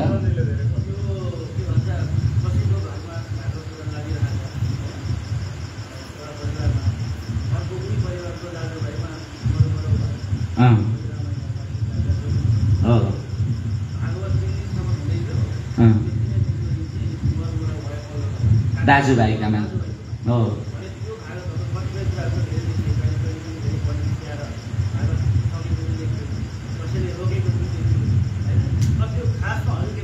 अब शास्त्रले के भन्छ होइन, त्यो चाहिँ म बताउँछु। आभ्युदयिक श्राद्ध गरेर मातृका पूजा गरेर मधुपर्क प्राशन गरिसकेपछि त्यो कर्मको समाप्ति भन्नाले यहाँ बिहे हो भनेदेखि चतुर्थी कर्मसम्म मात्रै समाप्ति मानिन्छ। अरू यज्ञ यज्ञादि हो भनेदेखि अववृत स्नानसम्मलाई समाप्ति मानिन्छ है, समाप्तिको अवधि। त्यो समाप्तिको अवधिसम्म स्वयं कर्ता नमरेसम्म त्यो यज्ञमा बीचमा छोड्न हुँदैन। जुठो सुतक नलागोस् भन्नका लागि आभ्युदयिक श्राद्ध गरेको। अब यो समाज र यो धर्मशास्त्र चाहिँ नि कतिपय ठाउँमा धर्मशास्त्र कठोर भनेको पनि हामी देख्छौँ क्या। एक दृष्टिले त त्यो ठिक पनि हो भन्ने पनि लाग्छ। दाजुभाइ इत्यादिबाट जुठो पर्यो भने त्यो जुठो आभ्युदयिक श्राद्ध गरिसकेको कर्म चाहिँ रोक्न हुँदैन। छोरीको विवाह, छोराको व्रतबन्ध इत्यादिका लागि पनि आभ्युदय गरेको हुन्छ हो। त्यस कारणले अब बिना आभ्युदयिक पुराण लगाएका हुन् भनेदेखि चाहिँ रोक्ने आधार देखिएन। आभ्युदयिक श्राद्ध गरेर मधुपर्क प्राशन गरेर त्यहाँ ब्राह्मण वरण गरेर कर्ता बस्यो भने स्वयं त्यो कर्ता मर्यो भनेदेखि त्यो रोक्नुपर्छ, सबै विसर्जन गर्नुपर्छ। नत्र भने त पर दाजुभाइ सहोदर भाइ नै मर्यो पल्ला घरमा छुट्टिएको अलग अलग भान्सा भएको भने चाहिँ त्यो रोक्ने आधार चाहिँ मैले चाहिँ देखिनँ, रोकिँदैन। भदै समाजले चाहिँ निन्दा गर्छन्। हेर्नुहोस्, पल्ला घरमा जुठो पर्यो, पल्ला घरमा लोभी बाहुन भन्लान् बेग्लै कुरा हो। शास्त्रले त मान्दैन, गर्नु भन्छ हो।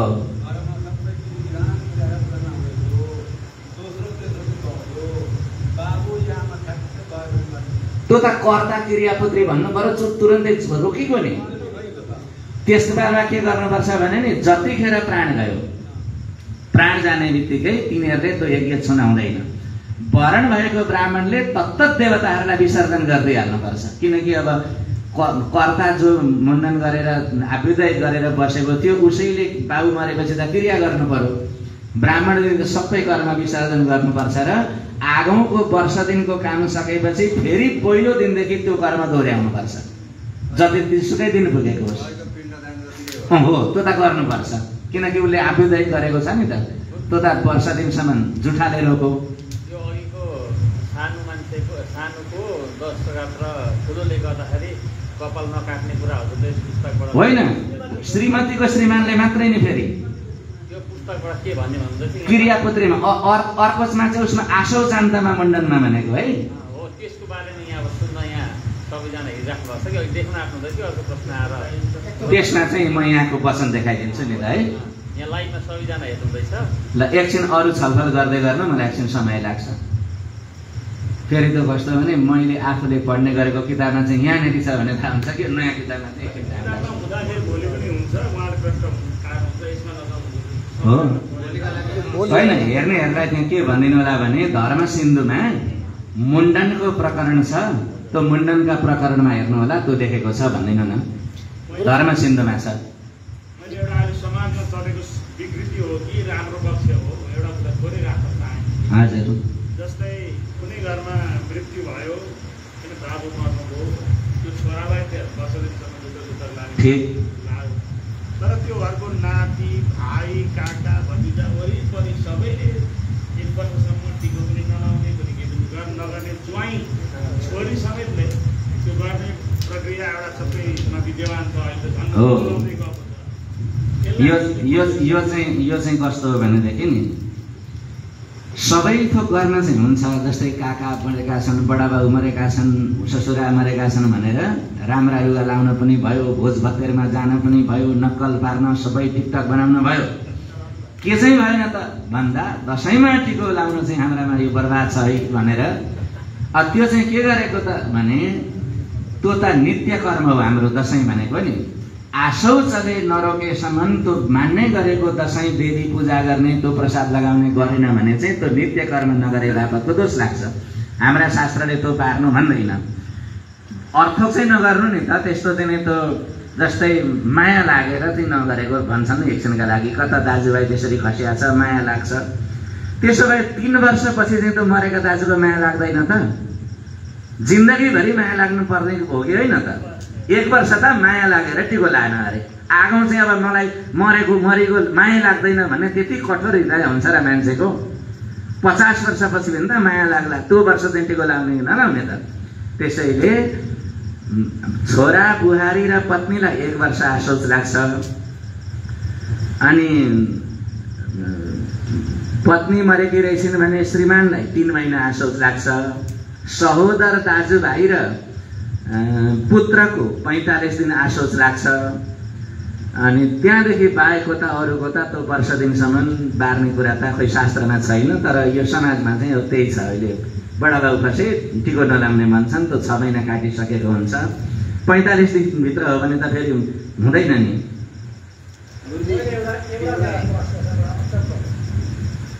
त्यो नुन बार्ने चाहिँ 3 दिनदेखि उता बार्नु पर्दैन भन्ने कुरो मैले सुने, केही आधिकारिक कुरोहरू मैले सुनेको थिएँ।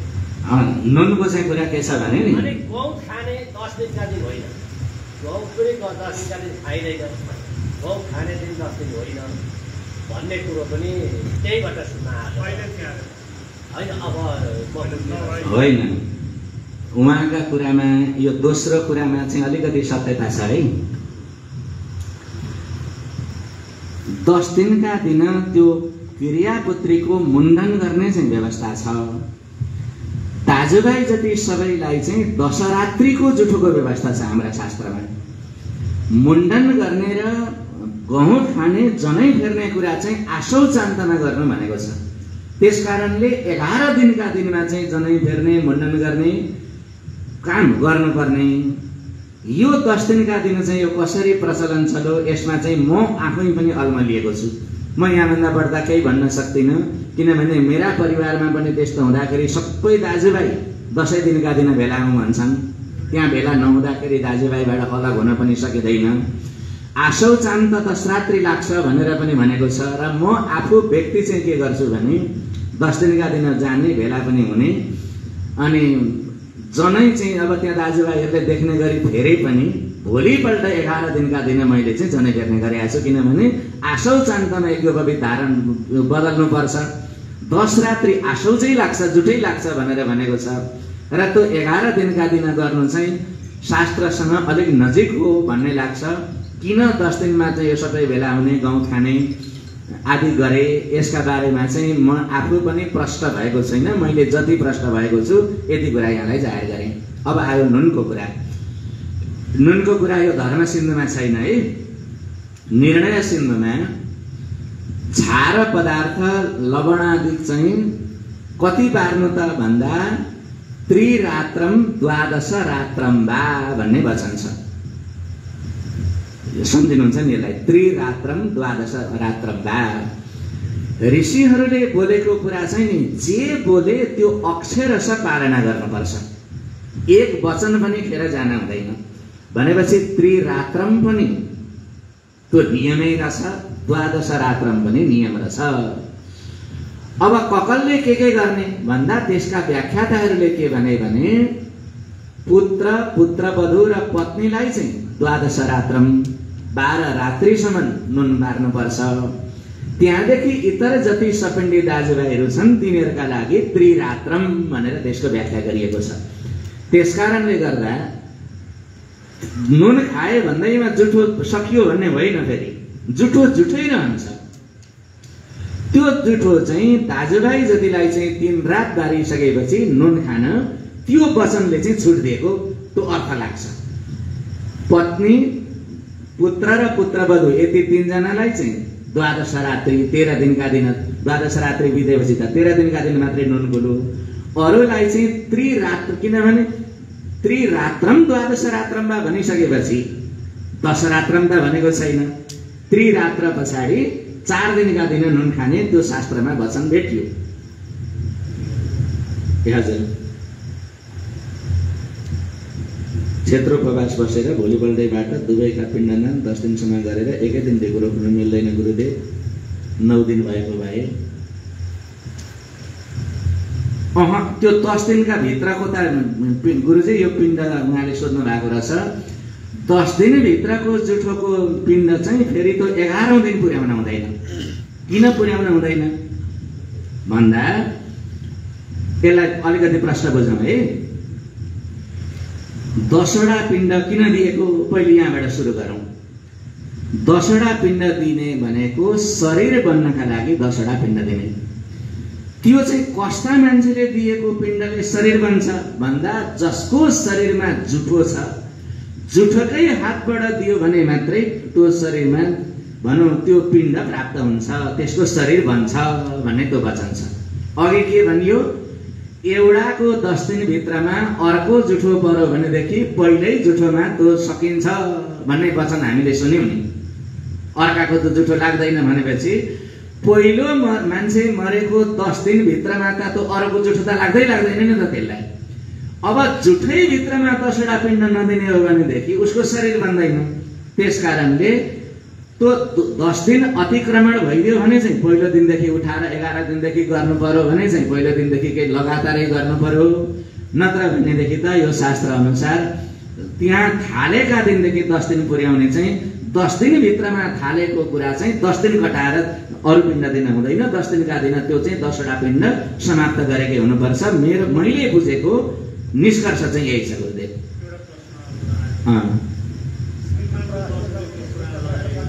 हजुर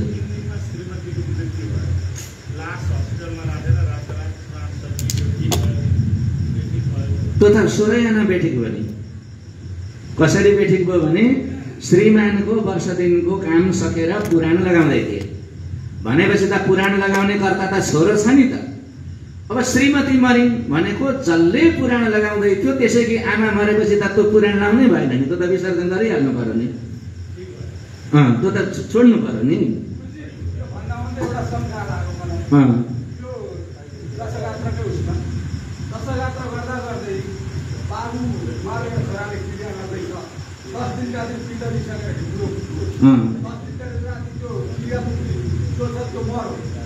त्यसका नातिले फेरि छोरा आफ्ना छोराको क्रिया गर्छ। 11, 12, 13 कसरी चाहिँ गर्ने त त्यही कर्ताले गर्यो भने कुन हिसाबले गर्छ? त्यो कर्ताले गर्यो भनेदेखि त व्यावहारिक रूपमा चाहिँ अत्यन्तै कठिन पर्छ त्यसलाई। किनभने आफ्ना बाबुको काम त्यो आद्य जति चाहिँ गर्ने, आद्य मासिक र आद्यावधि चाहिँ गरिदिने, अरू काम सबै छोडिदिने। खुरु आफ्ना बाबुको काम चाहिँ 10वटा पिण्ड दिने। 10 दिनका दिन आफ्ना बाबुको ढिकुरो फुटाउने। अब त्यसका भोलिपल्ट 11औं दिनका दिनको काम पहिले आफ्ना बाबुको गर्ने। त्यसपछि जो अरू बाँकी रहेका छन् तिनीहरूको काम गर्ने। त्यसो गर्दाखेरि चाहिँ बिचरा बिहानदेखि बेलुकासम्म यसमा उपयुक्त चाहिँ के हुन्छ भने यति साह्रो कठोर पनि समाजले गर्न हुँदैन। त आफ्ना बाबुको काम गर, किनभने त्यो नातिलाई नि। अब तेरा त हजुरबाको चाहिँ हामी अर्को कर्ता खोज्छौँ भनेर दाजुभाइले बस्दिनुपर्छ। यतिका लागि दाजुभाइ हो, त्यसलाई त्यसरी बेल्न हुँदैन। यो व्यावहारिक रूपमा चाहिँ है व्यावहारिक त भयो होइन। दुईटा दाजु थिए भने एउटा दाजु मरो, त्यसको छोराले गरो अर्का ठाउँमा। त्यो हजुरबाको 11, 12, 13 त्यस हिसाबले अर्का भाइले गर्ने। त्यो बाटो चाहिँ कसरी गर्छ? 10 दिन कटेको छ भने 10 दिन कटेर ढिकुरो उठाइयो। दुईजना क्रियापुत्री थिए, एउटा चाहिँ मरो क्रियापुत्री। अब त्यो एउटा क्रियापुत्रीको त उसका छोराले गर्ने भयो त। हो। अब त्यो 11, 12 चाहिँ के हिसाबले गर्दै जाने हामी? कुन हिसाबले गर्दै जाने? ढिकुरो उठाएपछि सूर्यास्त भइसक्यो। ए ढिकुरो उठाएर सूर्यास्त भयो। सूर्यास्त भए सुन्नु, सूर्यास्त भयो भनेदेखि त्यसमा चाहिँ प्रत्येक प्रहरको त्यहाँ बेग्ला बेग्लै व्यवस्था छ। भोलिपल्ट 11 दिनका दिन सूर्योदय भएपछि अर्को जुठो पर्यो भने चाहिँ त्यो सबै काम राख्नु पर्यो। आद्य बाहेक आद्य चाहिँ गर्ने, अरू सबै काम बाँकी राख्ने। त्यो पहिलो जुठाको कर्म नसकिकन त्यो अर्को गर्नु भएन, त्यो उता बाँकी रह्यो नि त। अब त्यो रात्रिको चाहिँ अहिले मलाई ठ्याक्कै यो कण्ठस्थ छैन, हेरेर मात्रै भन्न सक्छु। पहिलो प्रहरमा अर्को जुठो पर्यो भने एक दिन कि कति थप्ने, अनि दोस्रो प्रहरमा पर्यो भने यति थप्ने भनेर त्यो जे होस् 2-3 दिनभन्दा धेरै थप्नु पर्दैन। बिहानको सूर्योदय नहुन्जेलसम्ममा रात्रिका लागि चाहिँ चरणको बेग्रा बेग्री नियम छ, त्यो हेरेर गर्नुपर्छ। अनि भोलिपल्ट सूर्योदयदेखि त त्यो सबै काम बाँकी रह्यो। अब जुठो गरेपछि केही गर्न पाएन। अर्को एउटा यहाँ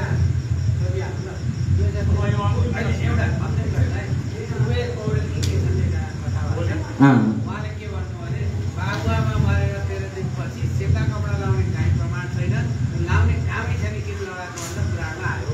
अनि त्यो चाहिँ के हो, हामीले के गरायो?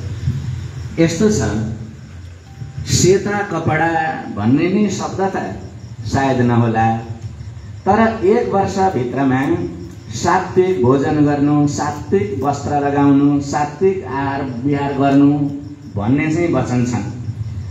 त्यो वचन भएको हुनाले गर्दा त्यो सेतो कपडा लगाउनु चाहिँ अनिवार्य हो र एकदम ठिक हो भन्ने नै मेरो आफ्नो विवेकले पनि भन्छ। बाबुआमा मरेका बेलामा जतिसुकै व्याख्या गरून्, सबै वर्णहरूलाई एकै ठाउँमा राख्ने हो भने त्यस मध्येको सात्विक भनेर भनेको, यद्यपि कस्तो हो भनेदेखि नि पिरो चिज नि अकबरे खोर्सानीको पिरो, जिरे खोर्सानीको पिरो र अर्को लाम्चे खोर्सानीको पिरो तीनटै पिरा हुने कि होइन। तीनटैलाई लहरै राख्ने हो भनेदेखि सबभन्दा पिरो कुन हो भन्दाखेरि त्यो अकबरे पर्छ। अकबरे हुँदाहुँदै अरूले पिरोका दाबी गर्न मिल्दैन। अकबरे हटो, अब 3 खालका परे, आकाशे खोर्सानी, जिरे खोर्सानी, अर्को खोर्सानी छ। सबभन्दा पिरो छान्नु पर्यो भने त्यति 3वटाबाट झिक्नु पर्यो नि। त्यस कारणले सात्विक वस्त्र लगाउनु भन्ने प्रमाण छ शास्त्रमा। हेर्नुहोस्, फलानु मध्येको सात्विक रङ भनेको छैन। सबै रङलाई हेरेर सात्विक लगा भनेपछि सेतो भन्दा अर्को सात्विक वस्त्र देखाउन न त लु, शास्त्रमा हेरेर चर्चा गरौँ। सेतो भन्दा बाहेक अर्को रङहरू मध्येमा सात्विक हुँदैन, त्यसैले वस्त्र सेतो लगाउनु पर्छ। सात्विक भोजन गर भनेको छ, अवश्य चिजहरू, निषेध गरेका चिजहरू खान हुँदैन। अनि त्यो लुगा फुकाएँ यस दिन भन्ने कुरा चाहिँ मलाई चाहिँ त्यो शास्त्र सम्मत हो जस्तो लाग्दैन। जसले सुकै भनौँ, सात्विक वस्त्र भनिसकेपछि केलाई मान्नु त? सेतो हटाएर अरू मात्रैका बिचमा छान्ने हो भने पहेँलो पनि सात्विकमा पर्ला, केही गुण भएको। तर यहाँ त सेतो बराबरको सात्विकता हुँदैन।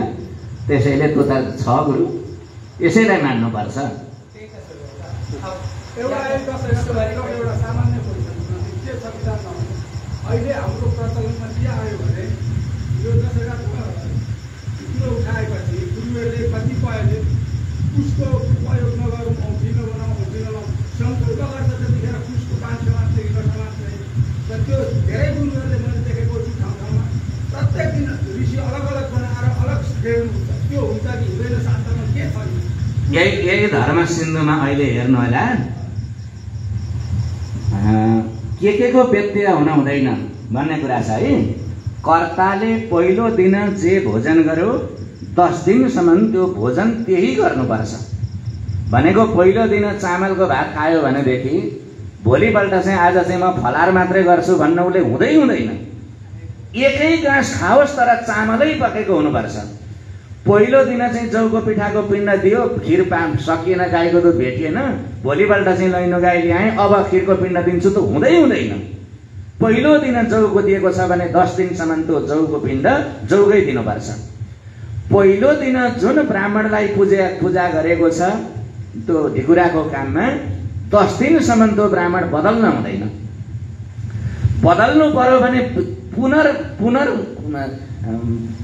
प्रथम दिनता कुर्यात के भन्ने वचन छ। कुनै पनि चिजको त्यहाँ बदल्नु पर्यो भने पहिलो दिनदेखि दोहोर्या। अघि मैले कर्ता बदल्नु पर्यो भने सुरुदेखि गर भनिन। जुन दिन अब समस्या के पर्यो भने ब्राह्मण त खोला पारी बाहुनको घर थियो, पाडी आउन सक्छ कि सक्दैन, मध्याह्नकाल भइसक्यो, अब पुरोहित नआइपुग्ने भयो। अब पुरोहित अर्को बदल्दाखेरि पहिलो दिनदेखिको पिण्ड दिनुपर्छ। चान्चुने कुरा होइन नि त, खेलाँची होइन यो मृत्यु संस्कार भनेको। अब त्यो पुरोहितलाई केही बाउ मर्ला नरे उहाँ 5 दिनका दिन यहाँ ढिकुराको भात खुवाउन आउनुपर्ने, उता उसकै बाउ मरे भने यहाँ भात खुवाउन आउँछ कि बाउलाई लिएर जान्छ त? यस्तो पर्यो भने पुरोहित बदल्दाखेरि पहिलो दिनदेखि पिण्ड दे भनिएको छ। हाम्रा ऋषिहरूले यो चान्चुने चिन्तन होइन नि, त्यस कारणले कुसको पटुक राखेर राखेपछि चाहिँ 10 दिनसम्म त्यो कुसको बटुक बदलिँदैन र पुनः पिण्ड दिनु पर्दैन भन्ने हेतुले कुसको बटुक राखेको हो। त्यो यदि फ्याँके भनेदेखि त दोहोर्याएर पिण्ड दिनुपर्छ। यो धर्मसिन्धुमा छैपल्ट हेर्नु। औँठीका बारेमा चाहिँ त्यहाँ बोलेको छैन, मोटक चाहिँ निषेध छ। तर सामान्यतया के हो भनेदेखि पवित्र हातमा लगाउने कुरा चाहिँ देवकर्म पितृकर्ममा विहित भएको हुनाले औँठी लगाउनु चाहिँ ठिक हो जस्तो लाग्यो मलाई। यसमा प्रश्न चाहिँ म एकदम ग्यारेन्टी गर्न सक्दिनँ है। फेरि मैले पनि गुरुहरूलाई सोध्नुपर्छ। मोटक त हुँदैन, त बेग्लै पाटो भइगयो। कुशको औँठीका बारेमा चाहिँ म अहिले प्रश्न भइन। कुश त लिनु पर्यो नि, कुश बिना त पिण्ड दिने भनेकै कुशो परिपिण्डम दद्यात् छ, कुश नउचाइकन त पिण्ड दिने हुँदैन। त्यो सुन्नु न, त्यो फुलपातीहरू त हामीलाई यसो सजिलो त्यहाँ बालुवा सल्लाह नलागोस् भन्ने हेतुले पत्ता कहाँ फुलमाथि पिण्ड दिनु भनेकै छैन। कुशो परिपिण्डम दद्यात्, कुशै ओछ्याउनुपर्छ। ऋषि कुशकै चाहिन्छ र त्यो 10 दिनका दिन मात्रै त्यो कुश फ्याँक्नुपर्छ। त्यो ऋषि नफ्याँक्नु है, त्यो हुँदैन। एउटा कुरा हजुर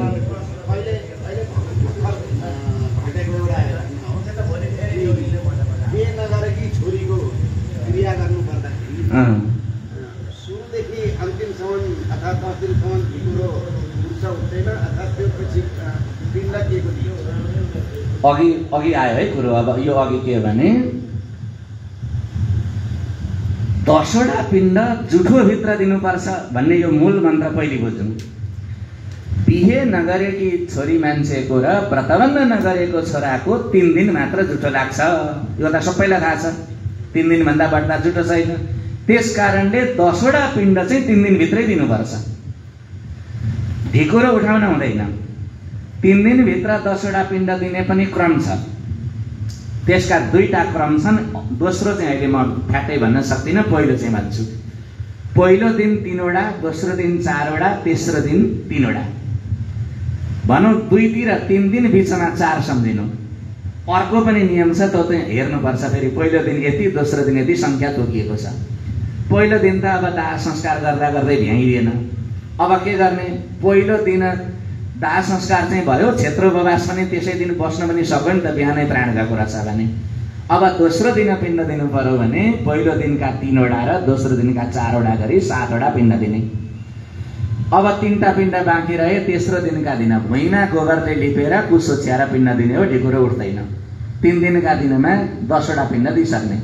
अब जुठो भित्र पिण्ड दियो नि 10वटा, त्यो त दिनै पर्थ्यो शरीर बन्नका लागि। 10वटा पिण्ड दिएका भोलिपल्ट एकादशाह कृत्य सबै गर्नुपर्छ। उसको 4 दिनका दिन 11औँको काम सबै गर्ने। 11औँको काम गरेका भोलिपल्ट सपिण्डीकरण स्थानीय एकोदिष्ट श्राद्ध गर्नुपर्छ। सपिण्डीकरण हुँदैन उसको, त्यसैले 5 दिनका दिन एकोदिष्ट श्राद्ध गर्नुपर्छ र अग्निस्थापनाले हवन गरेर गृहशुद्धि गर्नुपर्छ। 5 दिनमा अनुपनित बटुकको र अनुपनिता पुत्रीको चाहिँ 5 दिनका दिन काम सकिन्छ। पिण्ड त विकल्प छ। एउटा खिरको पिण्ड दिन पनि निषेध छैन, खिरको पिण्ड दिए पनि भयो, जौको पिण्ड दिए पनि भयो, र फलफुल अन्न र गुण मिसिएको दिए पनि हुन्छ। यी 3टा विकल्प मध्ये जुन दियो 10वटा त्यो परिवर्तन नगरी दिनुपर्छ। अब यसका साथसाथमा जस्तै हामीले तर्पण गर्दाखेरि बिहे गरेका अथवा बिहे नगरेका छोराछोरीको तर्पण हामी गर्छौँ श्राद्धमा। त्यो चाहिँ यस्तो, त्यो चाहिँ स्नेहले तर्पण गरेको हो। व्रतबन्ध नगरेका छोरा र बिहे नगरेकी छोरीलाई तर्पण प्राप्त हुँदैन, त्यो तर्पण गर्नु आवश्यकता छैन। दुनामा दिने भने चाहिँ कसरी चलाए त्यो बेग्लै कुरा हो। शास्त्रमा चाहिँ त्यो विधान छैन। त्यही भएर श्राद्धाङ्ग तर्पण हुँदैन है। त्यो 5 दिनका दिन एकोदिष्ट श्राद्ध जुन गरियो भन्नु, बिना तर्पणको श्राद्ध गर्नुपर्छ। के हो? 3 दिनका दिनको त मैले सकेँ त। छोरा बुहारी र पत्नीका लागि 12 रात्रि, अन्य दाजुभाइहरूका लागि 3 रात्रि। त्यो त धर्म निर्णय सिन्धुमा लेखेको वचन हो, मैले भनेको होइन। अनि यो छोरीहरूले अहिले जो यस्तो छ, विवाह गरेकी छोरीले मातापिताको 3 रात्रि जुठो भाग्नुपर्छ। बडा ध्यान दिनु है गुरुहरू, यसलाई 3 रात्रि जुठो भाग्नुपर्छ। 4 दिनदेखि उनीहरूलाई कर लाग्दैन। अब त्यसो भएदेखि त माइत आएर चाहिँ बार्छन् त, माइत आएपछि चाहिँ बार्नुपर्छ। कारण के हो भने तपाईका घरमा जुठो परेको छ, मेरो र तपाईँको त गोत्रै मिल्दैन नि। मैले आएर तपाईँका घरको अन्न खाएँ भनेदेखि तपाईँलाई जति दिन जुठो बाँकी छ मलाई पनि त्यति दिन जुठो लाग्छ। जसले सुकै मरेका घरमा खायो भने पनि जुठो सुरु हुन्छ है। त्यो छोरी आफ्नै घरमा बसेकी थिए भने 3 रातदेखि उसलाई जुठो लाग्दैन। त ऊ आफ्नै घरमा आएर माइत आउँदैन आकी भएदेखि, तर त्यो माया ममता आदिले गर्दा माइत आउँछ। माइतमा आएपछि त्यही घरमा खान्छे, त्यो घरमा खाएपछि उसलाई 10 रात्रि जुठो लाग्यो। अब ऊ जुठोबाट मुक्त हुँदै हुन्न। भाउजूले पकाएको खाओस् कि जुठो परेपछि त परेको परे भइगयो नि। त्यस कारणले माइतमा आएर क्रिया गर्न बसेपछि र त्यो घरमा खाएपछि चाहिँ उसले दाजुभाइ सोचेर 10 रात्रि जुठो भाग्नुपर्छ। अब सुन्नुहोस्, मलाई परेको घटना सुनाउँछु है। छोरी मान्छेलाई 3 रात्रि मात्रै जुठो लाग्छ भनेको एक ठाउँमा महिला अधिकारवादीले मलाई घेरे, तपाईँ चाहिँ हिन्दू धर्मको गलत व्याख्या गरिदिने, उही समान चाहिँ पाउलामा होइन, हामीलाई चाहिँ छोरी मान्छेले चाहिँ 3 दिन मात्रै भने। अनि मैले भने मलाई एउटा कुरा भनिदिनुहोस् त तपाईँहरू, हाम्रो शास्त्र जस्तो विज्ञान त अब तपाईँहरूको व्याख्याले के भन्छ? जन्म दिने बाउ र कर्म दिने बाउलाई हाम्रा शास्त्रले बराबरी हेरौँ। जस्तै मानिलिउँ ससुरो मरो भनेदेखि ज्वाइँलाई 3 रात्रि जुठो छ। आफ्ना बाउ मर्दाखेरि 12 रात्रि त लाग्यो नि त जुठो 13 दिनमा। दुईटा बाउको गरेर 12 र 3 कति भयो? 15 भयो नि। दुईतिरका बाउको 15 पुरुषलाई जुठो लागेपछि त्यो नारीलाई चाहिँ तेरा बाउको पनि 10-12 दिन बार, ससुराको पनि 12 दिन बार भने अब अहिले तिमीहरू बुरुक यहाँ भाटा लिएर आउँथ्यौ मलाई 24 दिन पर्यो नि त तिमीहरूलाई। हामी छोरीलाई अन्याय भयो भनेर तिमीहरू नै बुरुक गर्थ्यौ। त्यसैले तिमीहरूले ससुराको 12 दिन बार्यौ, तिम्रा बाउको 3 दिन बारिसकेपछि तिम्रा बुढालाई र तिमीलाई हाम्रा ऋषिले बराबर जुठो गरेका छन् कि छैन? फेरि जोरी खोज्छौ भनेको चुप लागेर हिँडे। त्यो हेरेको भने त हाम्रा ऋषिले कहाँ पक्षपात गरेका छन् बाबा? दुईतिरका त्यो कर्म पिता र जन्म पिताको दुईतिरै गरेर जोडेर जम्मा यति दिन लोग्नेले बार्छ भने स्वास्नीले पनि त्यति दिन बारोस् भनेर न त्यो व्यवस्था गरे हो। बुरो गरेको हुँदैन के। अब त हामीसँग गुरुहरू बोली गर्नुपर्छ।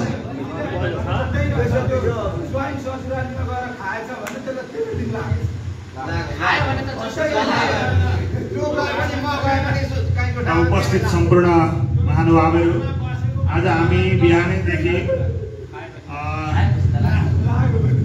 यज्ञोपवीत निर्माण तथा प्रशिक्षण कार्यक्रममा व्यस्त रह्यौँ र यो कार्यक्रमका लागि धेरै दिन हप्ता 10 दिनदेखि हामी दौडामा पनि छौँ। तसर्थ अलिकति शरीर थकान पनि भएको छ। भोलिका दिनमा पनि फेरि हाम्रो यज्ञोपवीत निर्माण तथा प्रशिक्षण कार्यक्रम यही हलमा हुनेछ र सम्पूर्ण गुरुजनहरूलाई भोलि ठिक 10 बजेदेखि 4 बजेसम्म भोलि केवल यज्ञोपवीत निर्माण प्रशिक्षणलाई नै हामीले विशेष रूपमा त्यसलाई आज अलिकति कार्यक्रममा केही असमञ्जसता भइरहेको थियो, त्यसलाई पनि निर्माण मिलाएर भोलि अलिकति फराकिलो रूपमा र सबैले बुझ्ने रूपमा अझ सहज रूपमा हाम्रो सम्राट गौतम गुरुजीलाई मैले आग्रह गरेको छु। उहाँबाट निर्देशित कार्यतालिका सहित हामी उपस्थित भएर सोही अनुसार चल्नेछौँ भन्दै बेलुकाको सत्र फेरि हामी पनि भोलि पनि रहनेछौँ।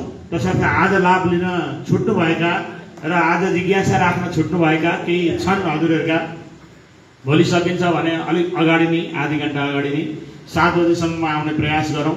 नभए पनि 7-7:30 को ठिकै पनि हुने रहेछ। किनभने केही त्यस्ता कठिन प्रकारका प्रश्नहरू चाहिँ भोलि बिहान उपलब्ध गराइदिनुभयो भने कम्तीमा यति पेजमा छ भनेर तयार पार्ने अनि यहाँलाई ठ्याकठ्याकी पल्टाएर सजिलो हुन्थ्यो। त्यो ल्याएर हाम्रा समितिका मान्छेहरूलाई दिनु होला। त्यसो गर्दा चाहिँ किताब तुरुन्तै पल्टाउन सकिन्छ, नभए पल्टाउन थाल्दा समय सायंकाल सत्र पनि एकदम मधुर भएर आज बितेको छ। सम्पूर्ण उपस्थित मान्यजन गुरुजनहरू र उपस्थित साथीहरूलाई पुनश्च साधुवाद भन्दै अहिलेको यस कार्यक्रमलाई यही हामी विश्राम गरौँ। ओम पूर्णमदः पूर्णमिदं पूर्णात् पूर्णमुदच्यते पूर्णस्य पूर्णमादाय पूर्णमेवावशिष्यते। ओम शान्तिः शान्तिः शान्तिः।